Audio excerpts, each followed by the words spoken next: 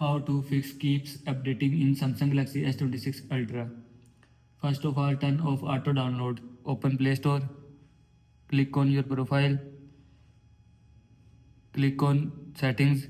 Click on network preferences. Here you will see app download preferences, auto update apps, auto play video. Now click on app download preferences. Now here you will see over any network, over Wi-Fi only, ask me every time. Now click on ask me every time. Now click on OK. Now click on auto update apps. Here you will see update all apps our Wi-Fi or mobile data. Update with limited amount of mobile data. Update our Wi-Fi only. Don't auto update apps. Now click on don't auto update apps. Now go back. Click on auto play video. Here you will see autoplay video at any time. Autoplay video our Wi-Fi don't autoplay video. Now click on don't autoplay video. Now click on OK.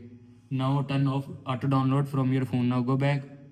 After that restart device. Swipe down, open quick setting panel. Click on power off button icon. Click on restart.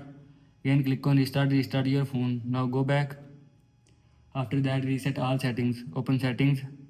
Scroll down. Click on general management. Click on reset.